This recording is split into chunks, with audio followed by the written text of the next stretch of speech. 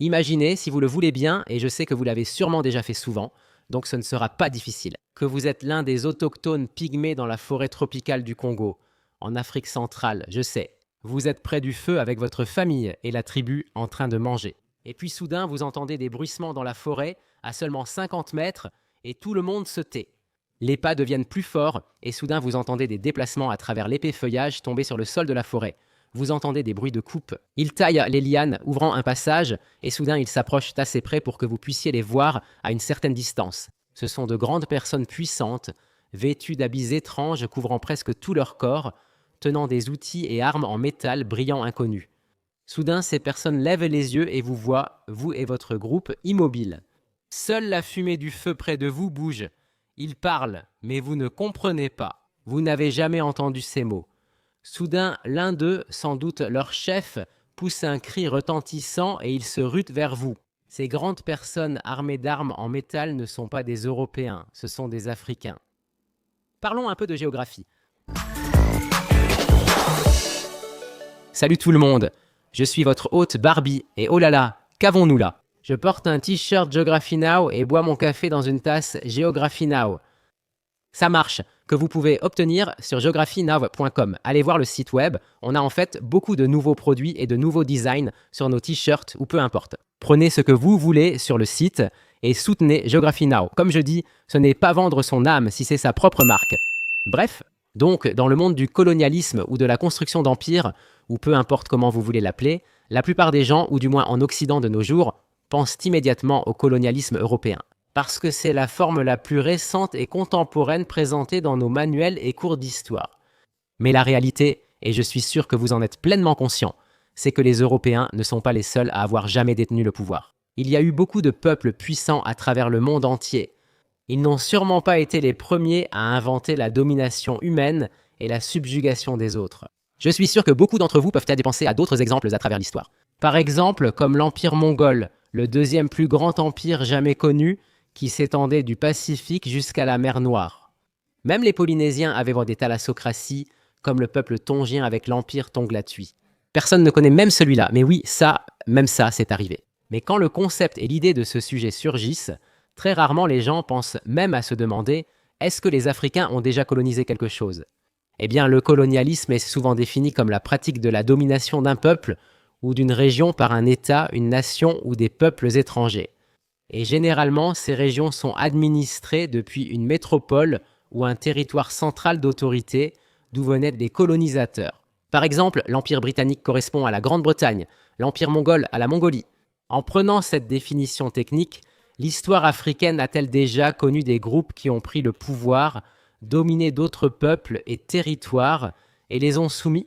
Ont-ils également imposé l'assimilation culturelle, l'expansion territoriale et souvent le déplacement des peuples autochtones? La réponse est oui, mais c'est plus nuancé car cela diffère du colonialisme contemporain que nous connaissons. Mais en général, oui, cela s'est produit. Le colonialisme que la plupart des Occidentaux connaissent est celui de l'expansion maritime et intercontinentale. C'est aussi arrivé dans une certaine mesure en Afrique. Globalement, la majorité des grandes puissances, empires et mouvements expansionnistes africains étaient intercontinentaux. La plupart, pas tous. Il y a eu quelques cas où des Africains ont effectivement quitté le continent africain pour dominer de nouvelles terres, mais nous y reviendrons dans un instant. Pourquoi les entreprises coloniales ou de conquête outre-mer étaient-elles rares dans de nombreuses régions d'Afrique? Eh bien, il y a plusieurs facteurs, mais pour commencer, il faut regarder la géographie générale de l'Afrique. La plupart du continent africain repose sur la plaque tectonique africaine. Donc, hormis le rift est africain, l'Afrique possède peu de failles intérieures influençant les voies navigables. Comme vous le voyez, la côte africaine est assez lisse et compte peu d'anses, qui offre aussi des ports en eau profonde naturels et des havres, et surtout pas sur les côtes ouest et sud de l'Afrique. Mais voici la nuance. Même s'il y avait beaucoup d'anses naturelles, de havres et de ports en eau profonde sur la côte africaine, une grande partie de leur côte donne sur l'immense océan Atlantique ouvert, sans grands voisins terrestres naturels. C'est un immense océan ouvert. À travers l'histoire, il a souvent été plus simple de partir à l'aventure et de naviguer ailleurs, si vous êtes à peu près sûr qu'il ne vous reste que quelques centaines de kilomètres à parcourir avant d'atteindre une terre habitable. Pour toute la côte ouest et sud de l'Afrique, la distance était alors trop grande et difficiles à franchir avec la technologie maritime de l'époque. Ainsi, la majorité des interactions sociales, des conflits et du commerce documenté ont eu lieu en Méditerranée ou sur la côte est de l'Afrique. Parce que, évidemment, ces régions sont très proches de l'Europe et de l'Asie. En Afrique du Nord, on est rarement à plus de quelques centaines de kilomètres d'une île ou d'une terre européenne ou asiatique. Et c'est la même situation pour la péninsule arabique sur la côte est de l'Afrique, bien sûr. Dès lors, il suffit de longer les côtes pour accéder plus facilement à d'autres terres, comme l'Inde et l'Asie du Sud-Est. Vous pouvez vous sentir plus en sécurité en suivant simplement la côte du continent plutôt qu'en vous aventurant dans l'immense océan vide et inconnu. Mais lorsqu'on a toute une côte située sur un vaste océan ouvert sans voisins connus, il peut être assez intimidant et décourageant de s'aventurer au large. Il est compréhensible que de nombreux peuples d'Afrique de l'Ouest et du Sud n'aient pas voulu s'aventurer au large. Beaucoup d'entre eux n'étaient pas vraiment sûrs de ce qu'il y avait là-bas.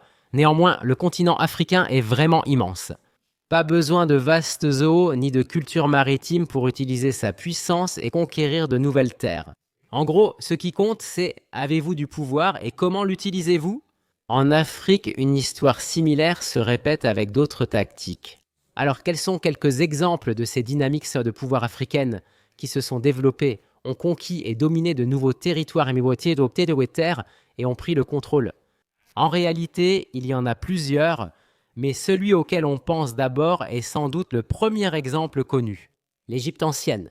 Sous les empires de l'Égypte ancienne, ils ont étendu leur territoire vers le sud, le long du Nil, et conquis la Nubie. Et au nord, par le delta du Nil, ils sont allés plus à l'est et ont étendu leur domaine territorial jusqu'à ce qui est aujourd'hui le Levant du Moyen-Orient, jusqu'à des régions qui sont maintenant considérées comme faisant partie de la Turquie. Bien sûr, beaucoup voient l'Égypte ancienne comme le premier exemple documenté d'une dynamique de pouvoir africaine, expansion de territoire intercontinental. Autre exemple d'expansion intercontinentale est de domination par un groupe africain, l'Empire d'Aksum. Cela a duré plus de 800 ans, c'est fou. Ils étaient pactés et considérés comme l'une des 4 grandes puissances mondiales, avec Rome, la Perse et la Chine.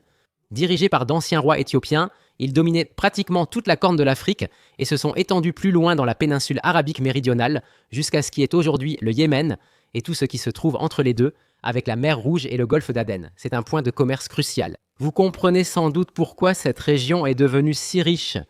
Durant 800 ans, les rois éthiopiens ont dominé la zone, s'étendant jusqu'à la péninsule arabique.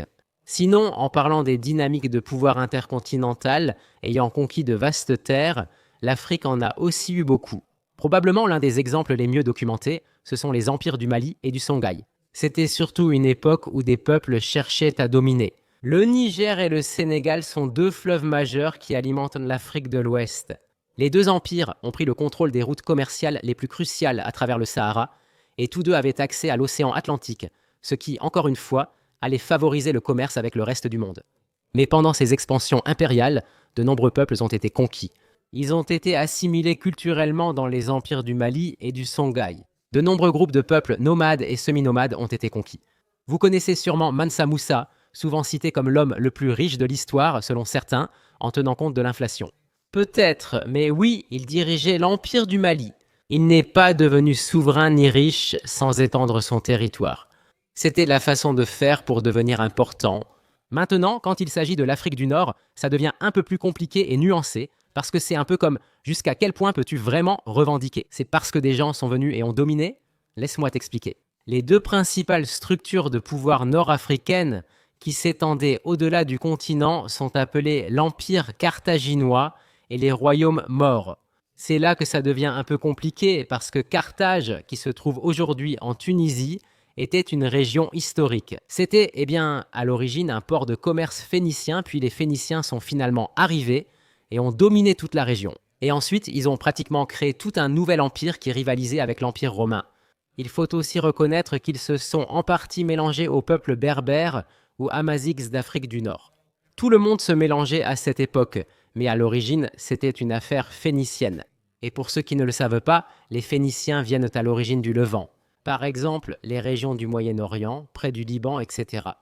Ils ont fondé leur colonie commerciale à Carthage vers 800 avant Jésus-Christ, puis sont devenus un empire environ 600 ans après. En fait, ils étaient déjà installés là-bas depuis plus de 500 ans. Alors, à partir de quand peut-on vraiment leur attribuer un statut africain ? Je ne sais pas. Qu'en penses-tu? Peut-on considérer les Carthaginois comme africains ou sont-ils simplement des Phéniciens qui ont pris le contrôle, se sont installés et ont fait de cet endroit le leur? C'est pareil avec les royaumes et empires maures ayant conquis le sud de l'Espagne, des îles, etc. Vous savez, la grande mosquée de Cordoue, qui a ensuite été convertie en église et tout ça, et puis les croisades, tout ça, toutes ces choses-là. Parce que les royaumes maures étaient en quelque sorte une extension du califat omeyyade, dont la métropole se trouvait à Damas. Ce n'était même pas en Afrique, mais les royaumes maures étaient en quelque sorte un mélange entre arabes et amazighs nord-africains.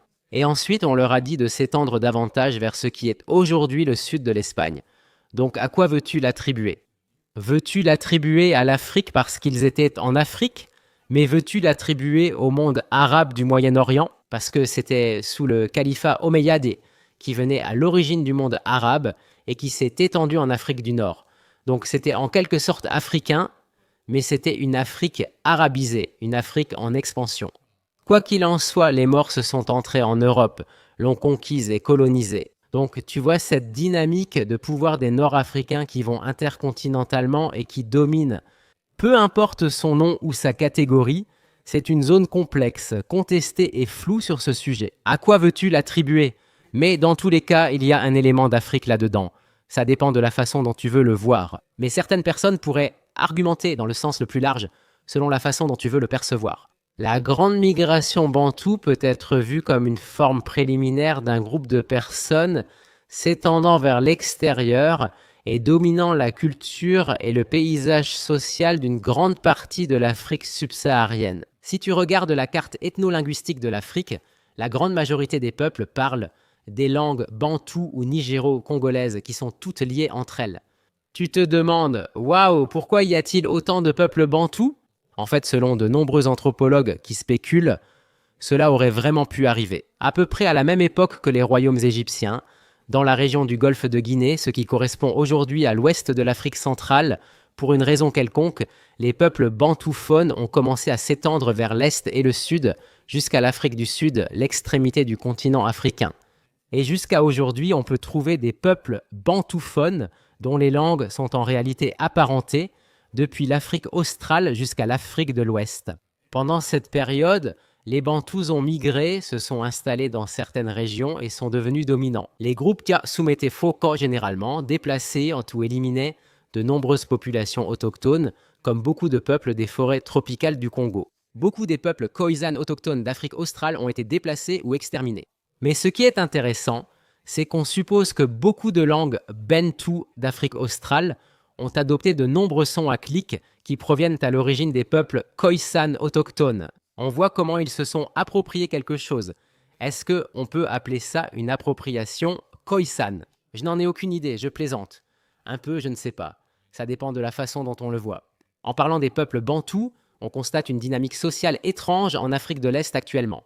Personnellement, je pense que l'une des dynamiques sociales les plus uniques et intéressantes au monde est celle du peuple malgache de Madagascar, car leurs ancêtres venaient à l'origine d'Austronésie. Dans les îles de ce qui est aujourd'hui l'Indonésie, ils ont navigué jusqu'à Madagascar, ont pris le contrôle de l'île, puis se sont mélangés avec les peuples bantous autochtones. Donc, on pourrait dire que c'est le plus grand pays blasien du monde. On ignore quand et comment les peuples bantous ont traversé le canal du Mozambique pour rejoindre Madagascar. Ils ont sans doute fabriqué des pirogues et navigué là-bas, mais on ignore comment cela s'est déroulé. Nous savons seulement que les Austronésiens ont dominé Madagascar. Mais à cet égard, il est également connu qu'il y avait une présence austronésienne dans les îles des Comores. Nous le savons grâce à la poterie et à des cultures asiatiques comme le riz et les bananes présentes depuis au moins un millénaire. Aux Comores, on parle le Shikamori, une langue bantoue, et la population est surtout bantoue. Des tests génétiques révèlent qu'une partie des Comoriens a un léger mélange austronésien. Cela suggère qu'il y a probablement eu des Austronésiens aux Comores à un moment. Puis les Bantous sont arrivés, devenant majoritaires et diffusant leur culture et langue. Et à quoi cela ressemblait-il pour les anciens Austronésiens aux Comores?